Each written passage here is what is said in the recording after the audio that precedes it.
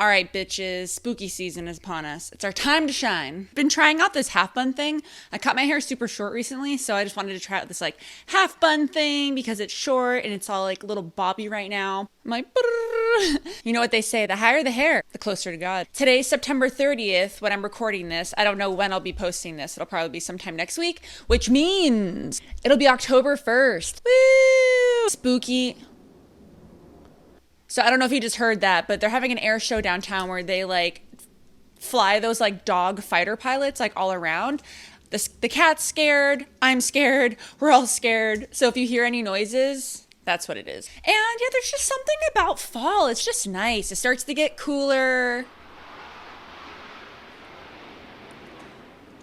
It's loud. It's so loud. Fun fact, I've never gone to an air show. We could literally be under attack right now and like we would have no clue. We would just be like, those are fine, the air show's happening this weekend. They're just practicing. But so today, my friends, we will be talking about 10 of the most haunted objects in history. This place is cursed. And so we'll be talking about 10 of them. In terms of like their spookiness or their most haunted, this ranking system isn't like an official ranking system on how haunted they are, not necessarily. This is more so just like the Kim Scoville spookiness rating on how I determine how spooky they are. So yeah, I'll try to rank them that way.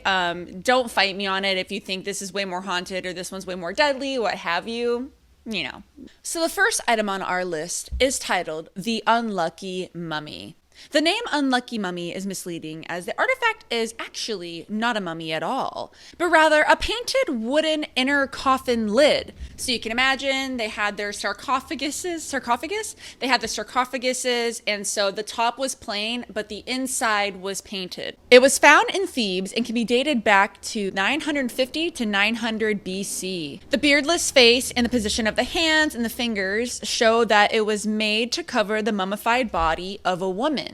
And so her identity is not completely known, just due to the brief hieroglyphics that were included on the inside of the sarcophagus. However, the high quality of the painting and of the lid itself indicates that she was a woman of high rank. The mummy was donated to the British Museum in July of 1889.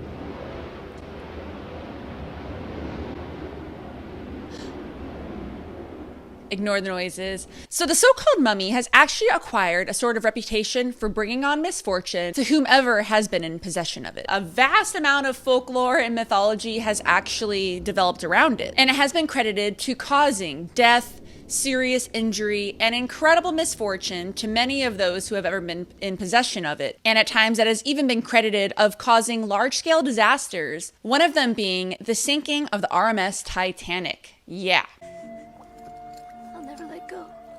So the rumor goes that the unlucky mummy was actually said to be aboard the RMS Titanic when it sank, and it's even said to be responsible for the tragedy. So this accusation that it was actually the cause of the sinking of the RMS Titanic was actually all speculation, and to take that even further, it was all just rumors.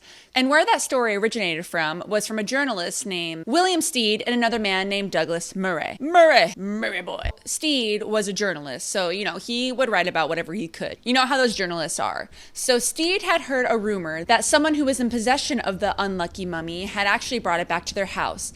Everything inside the house was destroyed, and they were plagued with just some serious bad luck. The pair had actually taken a trip to the British Museum where they saw the unlucky mummy had been displayed, and they were like, oh, that's so crazy. We were just talking about the story, how this one person had been plagued by this item, and look, it's right here. It's in the museum in a glass case. Well, my friends, in a most unfortunate turn of events, Mr. Steed had actually ended up being a passenger on the doomed RMS Titanic. And before the ship's untimely demise, he had actually shared this story with some of the passengers on the boat, as they were all just telling each other stories, trying to keep each other busy, and just having good times on the ship. He had naturally just told other passengers about this spooky artifact that essentially was cursed. So naturally, the story just got all jumbled together. So although the artifact did not go on the RMS Titanic, The entire story just kind of all got jumbled together with all the names and Steed and everyone. However, it is quite peculiar that the man that had talked about the artifact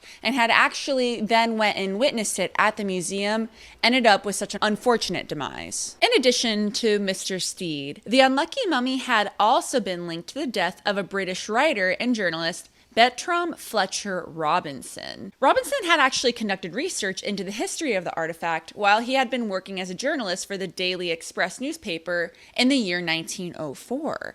And he had become convinced that the unlucky mummy had malevolent powers, and he ended up dying only 3 years later at the young age of 36 years old. Coincidence? What do you think? Coming in on number 2 on our list is perhaps one of the most haunted paintings that has been known to history. And the painting is known as The Hands Resist Him. So when you look at the painting, we see a very young boy staring off into the abyss. He has somewhat of a sullen look, not very happy, not necessarily sad, but it looks like he's definitely staring off.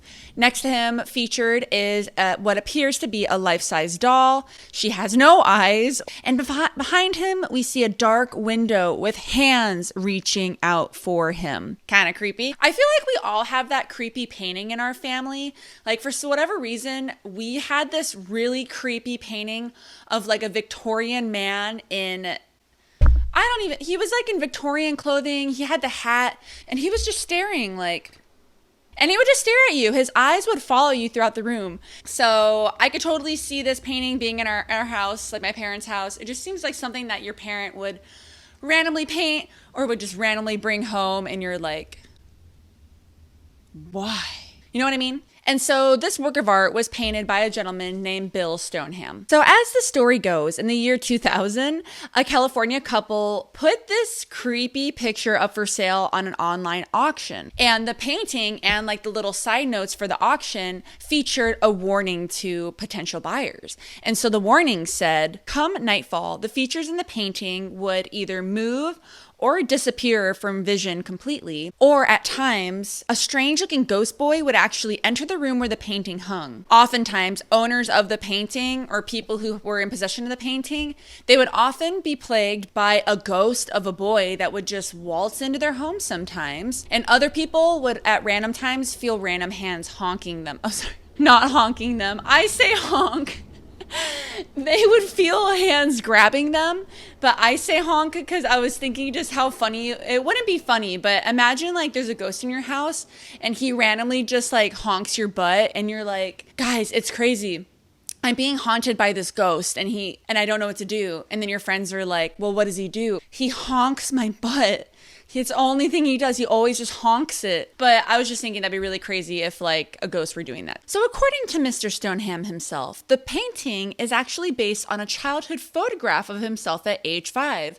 And then he decided to paint it and add a little bit of razzle dazzle. And so according to him, he was actually very surprised that people were saying that his painting actually had some supernatural instances happening with it. He was like, what are you guys talking about? I didn't do anything to make that do that. Like, what? It's so crazy. However, he did conclude later on that the owner of the first gallery that the painting was ever featured in, and also an art critic who had critiqued the painting, both died within 1 year of seeing the painting. Coincidence?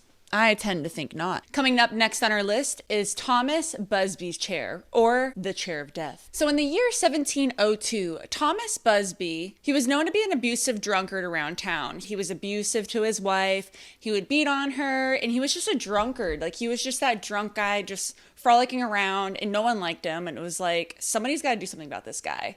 And so one day, Thomas was just drunk, like Thomas does, and he noticed that his father-in-law was sitting in his chair. And what does Thomas do? Thomas actually gets in a scuffle with his father-in-law, and Thomas strangled his father-in-law to death for sitting in his chair. I don't know, it was like just a really good chair. It was his chair.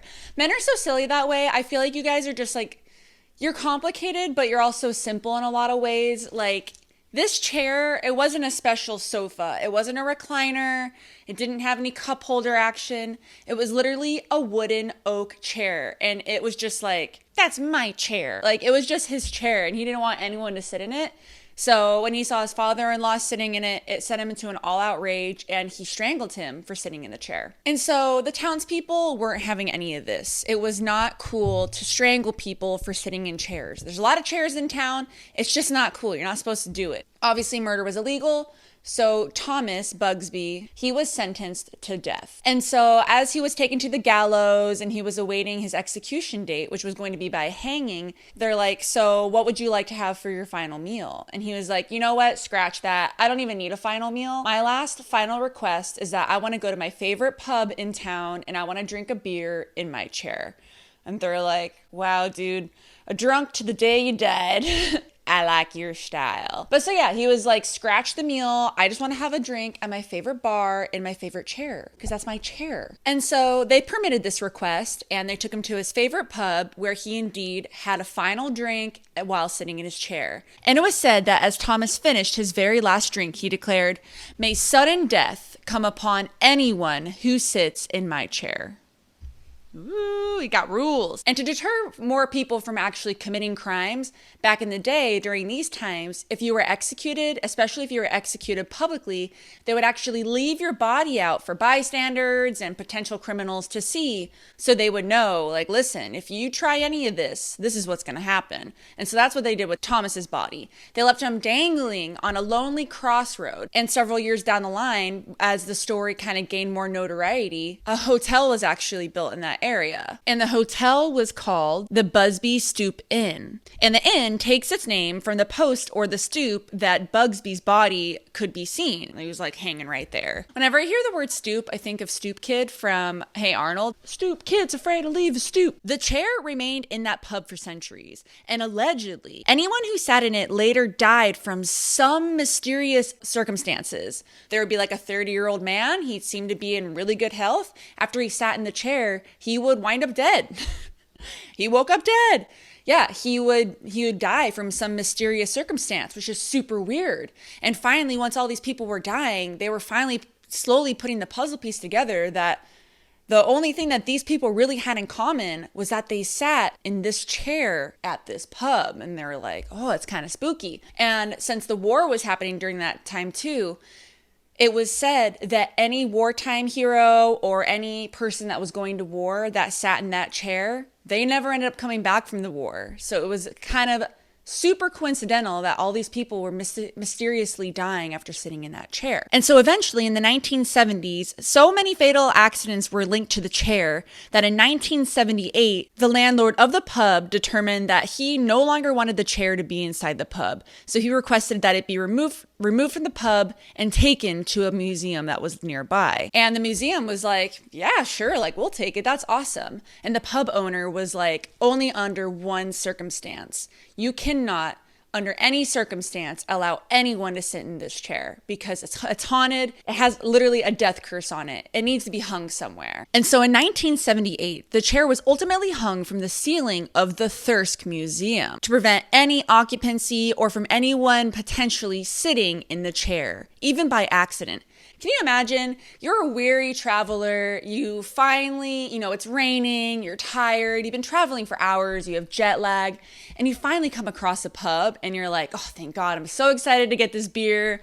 I just want a crispy beer. I want to sit down and I just want to sleep for like an entire day. And then you're like enjoying your drink and then you look around and everyone's looking at you and they're just like, and you're just like, what? Not fair. Quite unfortunate. I mean, it's not your fault. You didn't know that chair was cursed. What gives, Thomas? What gives? And so to this day, you can go to the Thirsk Museum and there you'll see Thomas's chair suspended from the ceiling.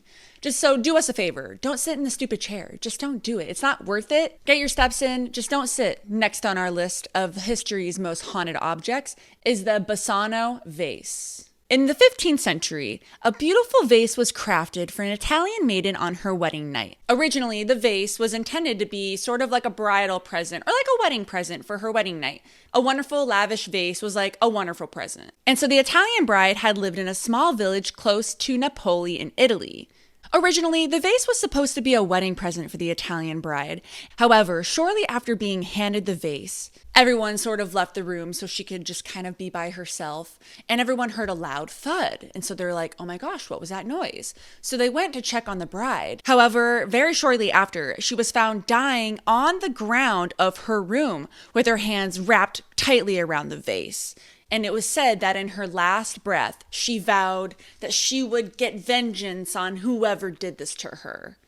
Ugh. And so who exactly she was going to be getting vengeance on, no one really knows. However, what we do know is that nearly every single person who came into possession of this vase after her death died in a mysterious, unexplainable way. And so whether the vase was already cursed or already haunted is up for debate. No one really knows if the bride had accepted a cursed item, This place is cursed.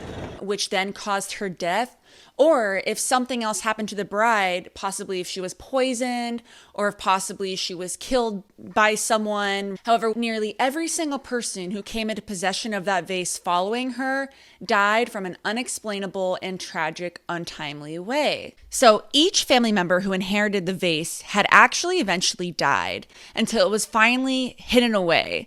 So it's unclear if the vase was eventually buried in a sacred sort of tomb or deep in the ground, but it was finally unearthed in 1998 with a note inside that read, "Beware, this vase brings death." Ooh.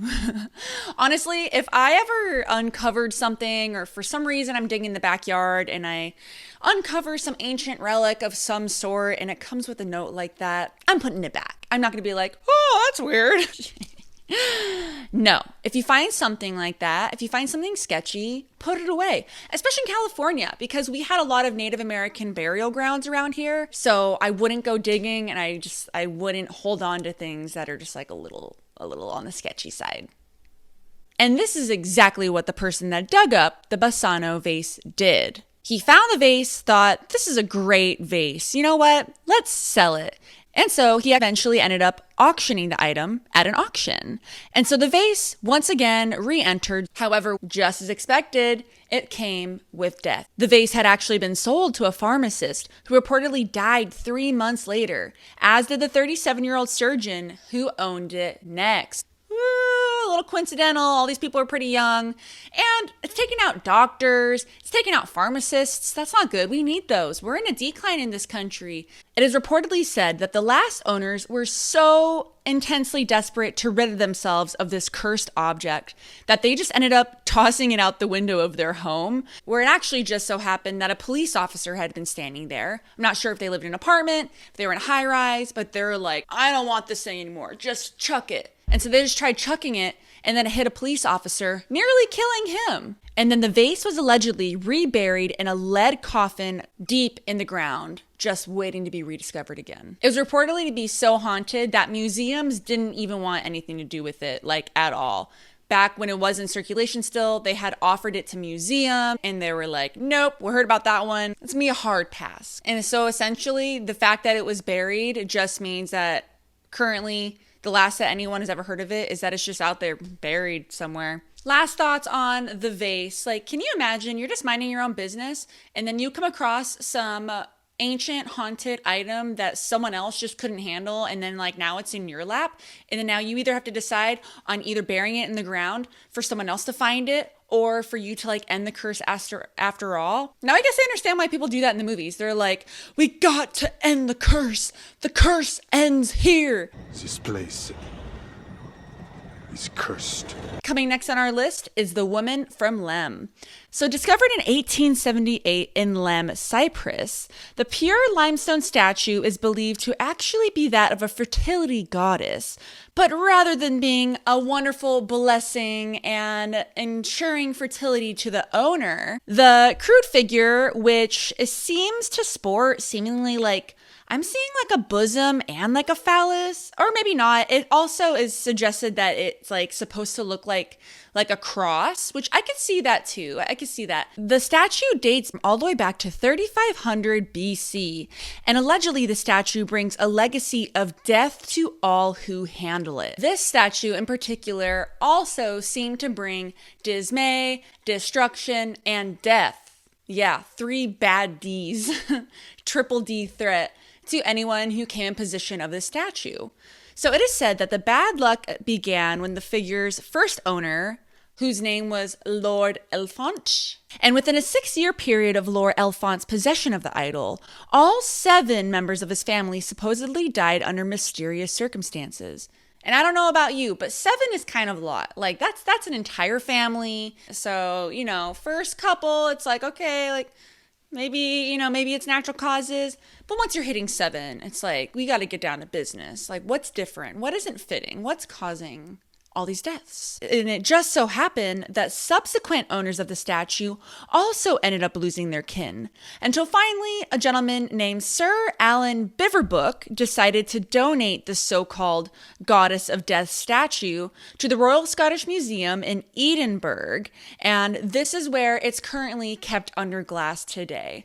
And I don't know what it is with like haunted items like being kept into like under glass, like I don't know where the curse or the haunted or the spirits like become entrapped in this glass sarcophagus aspect. Like I feel like if I were a ghost or if I were like a haunted object, I'd be like I feel like I'd be able to break through it, right? Like I don't know, like is it like a blessed glass? Is it a type of material? But yeah, I feel like these people are like, listen, we're going to put a glass block on top of you. If you could just stay in there, that'd be really great. Next on our list is the Dybbuk box. According to Jewish folklore, a Dybbuk box is a cabinet haunted by a restless, evil spirit. And so it's pretty common in Jewish folklore. So it's not necessarily just this box. There could be many Dybbuk boxes, but that is one thing that they always share in common. It's always haunted by like an evil, restless, I don't know if the spirit is Jewish, probably, likely, I'm not entirely sure. But this is definitely part of Jewish folklore. So in 2001, an antique buyer in Portland, Oregon attended an estate sale at the home of a 103-year-old Jewish woman. And she was the only woman in her family to survive the Holocaust. So you could probably imagine she was pretty bitter. She had seen a lot of stuff. Among her possessions, there was an odd-looking wooden cabinet tucked away in the room. And so the woman's granddaughter reportedly told the dealer that her grandmother had always kept the box hidden because it contained a malevolent spirit called the Dybbuk, the Dybbuk, the Dybbuk, the Dybbuk. And so the seller was an antique dealer, and his name was Kevin Mannis. And it wasn't long after Mr. Mannis had been in possession of the item that strange things started to occur all around him. He reported that doors would open and close in his art studio. He would also say that doors would just randomly lock. So he would leave a door unlocked and it would be locked, and vice versa. Just very strange things started happening that definitely were not happening before. And he even had recurring nightmares of an old woman. And as I was looking up like all the research on these items, I saw it referenced multiple times that when people are haunted by like an old scary woman, they call her an old hag.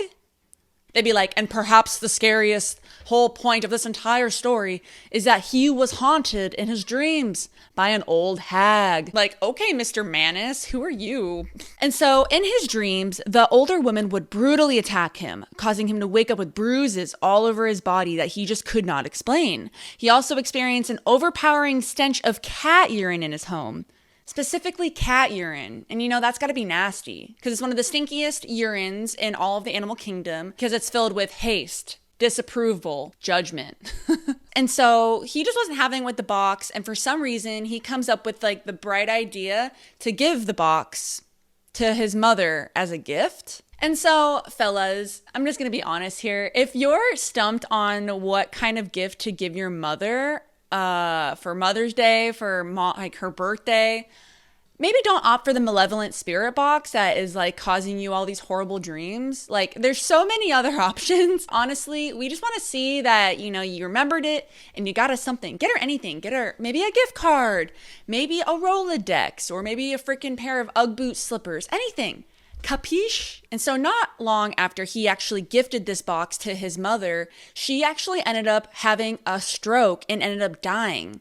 Yeah. And so while she was in the hospital, she was weeping uncontrollably and she was going downhill. She was declining really fast.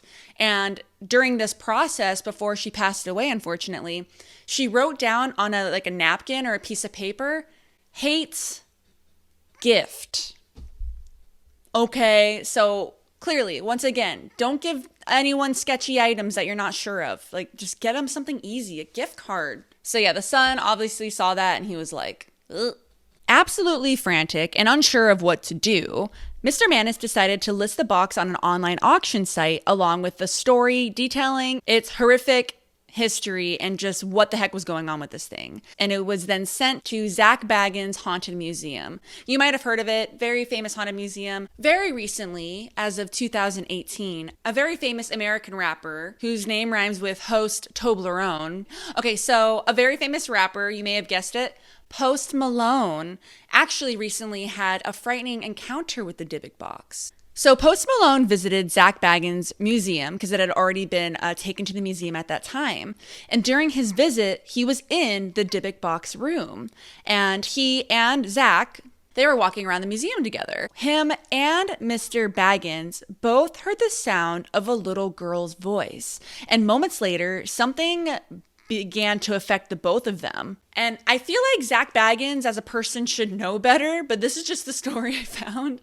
But apparently, a very strong urge compelled Zak to open the clear box that the Dybbuk box was in. Sounds a little sketchy. You think the man that has a whole museum and has probably seen it all would know better that, like, when a compelling urge is sucking you in to release it from the box, you don't release it from the box. You mind your business, you walk the other way. But not Zak. He goes forward and he unleashes the box. And so Zak starts panicking and hyperventilating and just has this very overwhelming sensation come upon him. And so he's hyperventilating and he's essentially choking and starting to freak out. And so Posty, he puts his hand on him and he's like, "Dude, Zak, are you okay? What's going on?" And as soon as he did that, Posty felt something pass on through him. Okay, and if there's any spirits out here listening to this today, it's that don't come after Posty, okay? He is our boy, and he's all that we have left. We have to protect this man at all costs.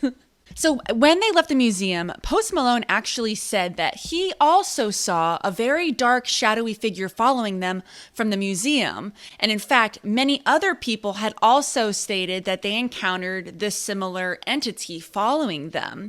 And after the visit, Post Malone has been associated with some very strange events. He was involved with an emergency landing with his own personal jet, which you have to be careful with those because those are the ones that crash the most. It's the smaller planes. I mean, that's what I've heard. He was involved in a very terrible car accident. Everyone was okay, but it was a very traumatizing event for him. In addition to that, his home in California had been robbed. And none of these things had actually happened before him prior to this event. He'd always had some, pretty good luck. And I don't know if you saw it recently, but he also fell really bad on stage in front of everyone. There was like a divot in the bottom of the concert venue that he was at.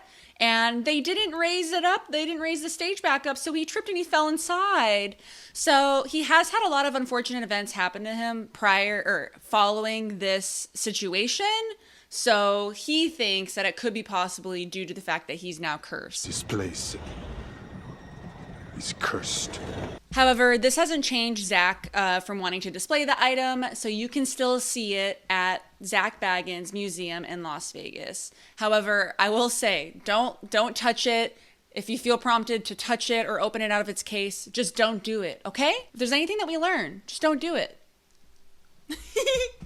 Next on our list is Robert the Doll. So you've likely seen many different reenactments of like a haunted doll. There's Night of the Living Dummy. Hey, Sarah, wanna play? There's Keep Silent. Oh, Jamie, you adopted us a baby. And then, of course, we all know Annabelle.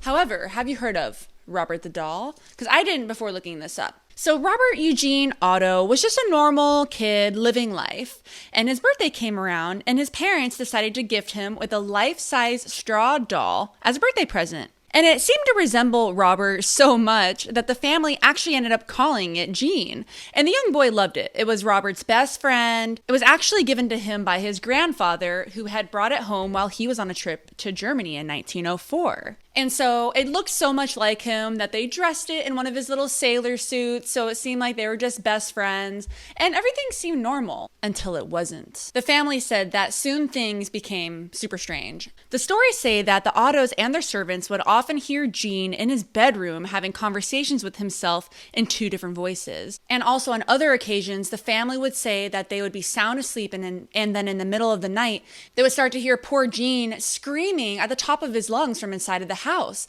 And so they would obviously run there as soon as possible to go and see what's going on, and they would find him sound asleep with all of the furniture in his room turned upside down and scattered all around the room. Bizarre. They do say that children are more susceptible to seeing ghosts than adults are. So many times when a kid or a child has an imaginary friend, that they may be talking to a spirit, which is kind of crazy. And so as time went on, some of Robert's toys would get scattered around, things would break, and a lot of mischief was just starting to happen.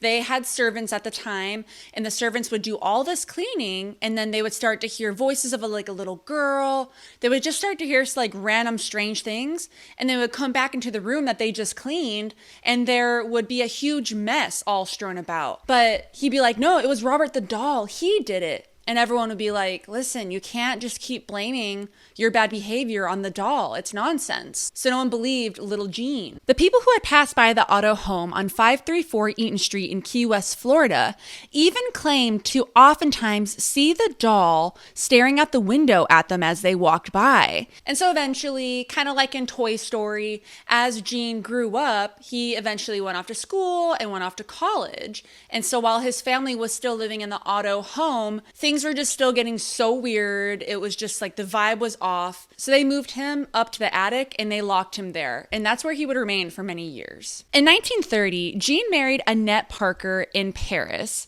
And after his parents passed away, they would move back to his home in the Key West, the same home that he had grew up as a child. And so when he got there, he was just rummaging through all of his things and kind of just, going through that nostalgia of when you go back to your parents' home.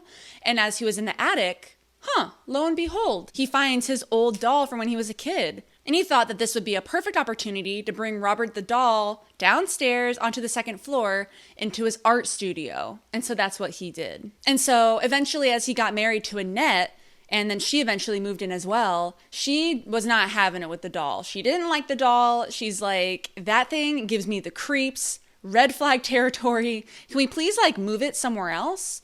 And he was like, no, this is my childhood doll. It's my art studio. I want it to be here. But note to self, everyone, if you're dating a man and he has a doll from his childhood and it's just really important to him not to throw it away. I mean, if it's stored somewhere, that's one thing. But if they want it out in the open somewhere, in your space, kind of a red flag, just a little bit. So Gene passed away in 1974, and his wife, Annette, would tragically die 2 years later. And so some actually alleged that she died from insanity after locking Robert the doll in the attic after her husband's passing. And so after Annette's passing, Robert the doll would actually stay with the house. And so it was eventually sold to a woman named Myrtle Reuter. She eventually sold the house. And so to this day, the former residence operates as a bed and breakfast called the Artist House, and visitors can stay in the rooms and they can even stay in the old art studio. However, it's not reported that a whole lot of strange things happen these days because Robert is no longer at the house. Currently, he lives at the Fort East Martello Museum, and he is safely locked away in a glass box that has been outfitted with alarms. However, don't play it too safe when you go to visit Robert. For many who come to see him are warned to be very, very careful.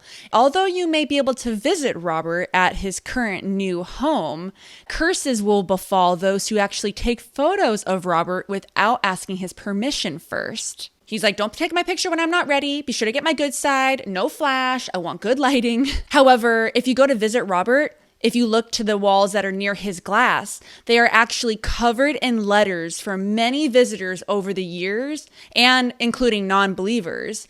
And these are essentially written letters sent to the museum, writing to beg for Robert's forgiveness and asking him to remove the bad luck that he placed on them because of their carelessness and for taking unapproved photos with him.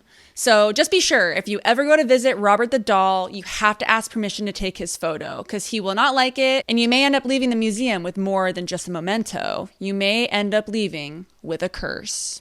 Coming in at number 9 on our list is the Curse of the Koh-i-Noor Diamond. So this one I actually found super interesting. All the stories are interesting, but this one, just given the most recent events in England, the Queen has passed away, Queen Elizabeth, and this kind of ties in with it. And I never knew this. I thought this was super interesting. Originally coming in at around 186 carats uncut, the Koh-i-Noor diamond, or also known as the Mountain of Light, was a massive diamond that was likely mined in South India way back in the 13th century.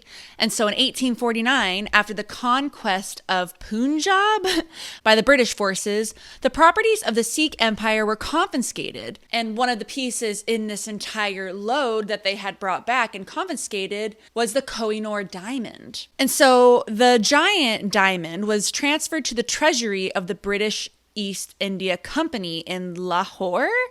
And so as the original story of the diamond goes, was that the diamond, way back in history, was originally stolen from the god Krishna. And so the Koh-i-Noor diamond is very impressive to the eye. However, it hosts a deadly curse. So the curse dates back to a Hindu text, which is dated 1306.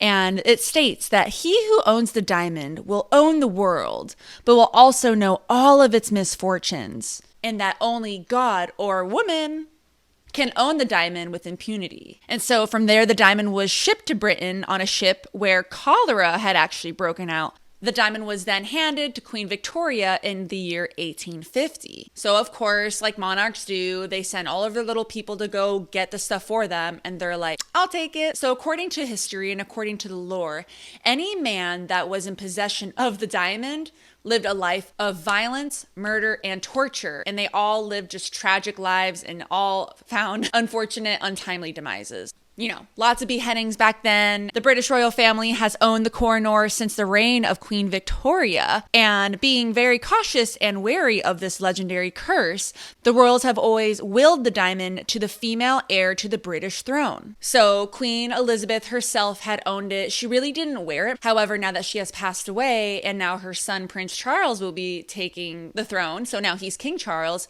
he, even though it was willed down to the family, it must only be worn by a female. And that in this case would be the queen consort, Camilla. And so perhaps because of these rumors that were circulating around, and you know, the royal family is very concerned with their image, the Koh-i-Noor never became a star of the royal collection, and it was only worn very occasionally as a brooch by Queen Victoria. It was then eventually implanted. It was taken from the brooch and then implanted into the crown that they wore.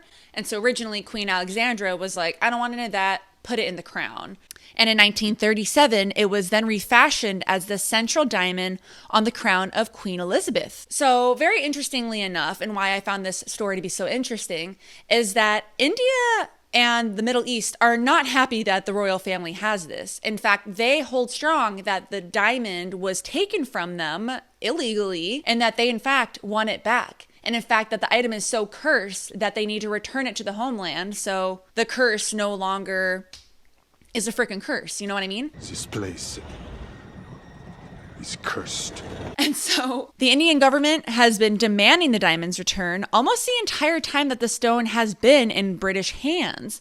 And so when the country gained their independence in 1947, they launched a formal complaint, and they have maintained the complaint Year after year after year, they're like, this isn't yours. Please give it back. However, the British have been greedy about this diamond. I'm not sure why, too. Like, the thing's cursed, and you are definitely wary of the curse. You only pass it down to the female heir or whoever is the female in power.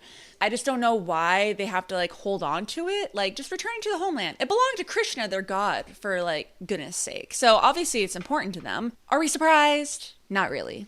All right, folks.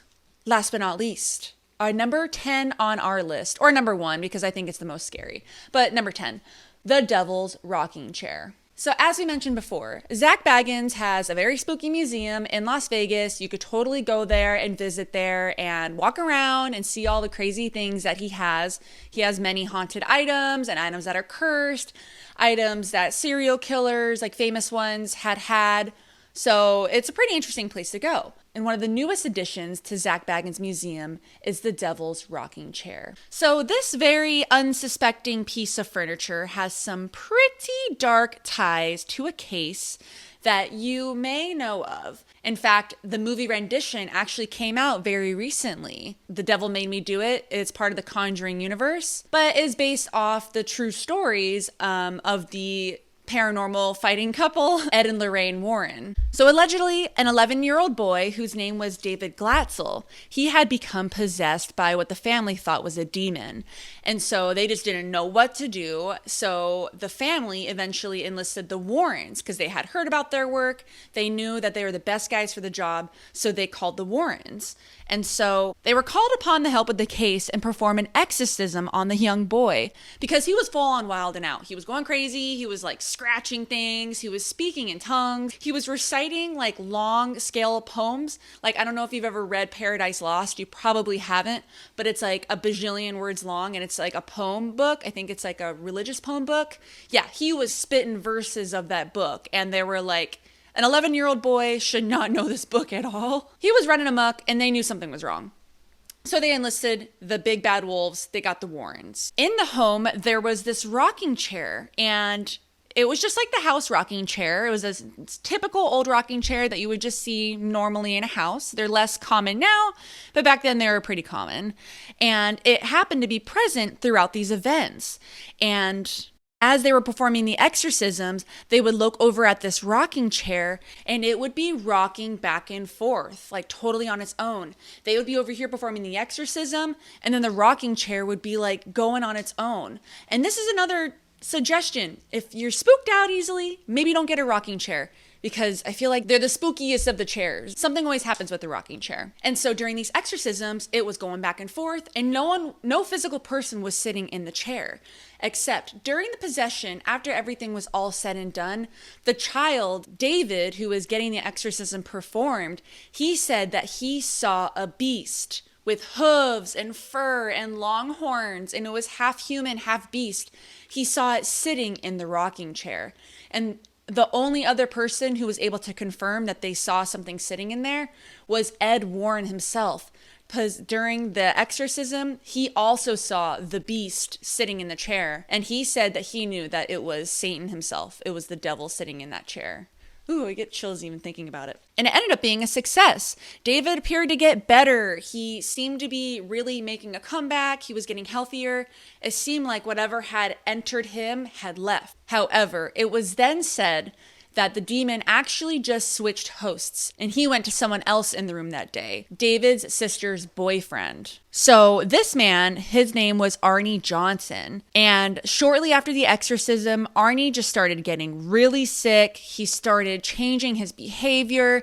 His behavior became very erratic. He was going into psychosis. He was clearly struggling, like something was not right with Arnie. It is claimed that this demonic entity that had been inside David actually passed over to him and that he was now possessed. And so things just kept spiraling out of control for old Artie over here. He eventually ended up getting in a scuffle with his landlord, killing him. Yeah, that escalated quickly. And so they're talking about what could have possibly happened. And they think about it and they're like, oh my gosh, my little brother was recently possessed by a demon. What if it came over to Arnie?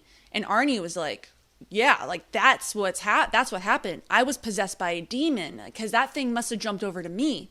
And so this was a very, this case made national headlines because it was actually the first time in American legal history that demonic possession had actually been used as a reason for murder. It didn't end up working. I mean, not fully, so he got off a little bit easy. So Judge Robert Callahan actually refused to accept the plea, which was a plea of demonic possession. Okay, if you're following. And so there was actually no evidence to show, like there's no physical evidence to show that Johnson was possessed after all. And so Arnie would actually have to go to prison. He would only serve a 10 to 20 year prison sentence. He ended up being sentenced for first-degree manslaughter. So at the end of the day, I feel like they let him off a little easy. I mean, he killed a man and he ended up getting first-degree manslaughter. He didn't even get first-degree or second-degree murder. And so after everything was said and done, the rocking chair wasn't thrown away or anything like that. The family actually ended up putting it in storage. And so eventually when they moved out of the house and then the next family came in and they uncovered the chair, they had stated that unexplainable events would occur. Eventually the families caught on and they're like, this thing is cursed. It's haunted. Get this thing out of here. And so eventually Zach Baggins got a word of it and it actually was commissioned to come chill out at Zach Baggins Museum. And that is where it maintains today. However, just because it made it to Zach Baggins Museum does not mean it didn't come with some consequences or some mischief. So according to Zach, who is the owner of the museum, as soon as they received the chair, they got it all set up, they set up the display, the lighting, it was about ready to be shown to the public. And as they were about to let people in for the day, Zach, along with some of his coworkers and some of his employees that were working there, they saw this dark entity right next to the chair. And they saw it unplug the electric wall plug, like the outlet. They saw a dark entity unplug the outlet, making the illumination of the entire chair just go dim. So like the chair, because it's dark in there, it was no longer lit because an entity had yanked out the outlet cord. Sketchy. And then in addition to that, apparently the door to the exhibit, it had just like opened on its own, opened unexpectedly. And Zach, of all people, and the people that work in that museum know for a fact that that's like sketchy. They're like, okay, what? So they actually ended up taking the display out for the day. Like they were going to open it and then they ended up not. They ended up like axing that. All right, y'all. And that is it for today's episode. This was only 10 items. There are so many other haunted items in history that I did not include here. I may follow up with some honorable mentions in a separate video. However, these were just some either cursed or haunted items that I thought were interesting and I thought I wanted to share them with you. So yeah, if you enjoyed this show, please be sure to please like and subscribe to the show. It really helps out with the algorithm and it helps ensure that the show will stick around for years to come. Okay, folks, thank you so much. It was a pleasure. I had a wonderful time and I will see you next time. Bye-bye.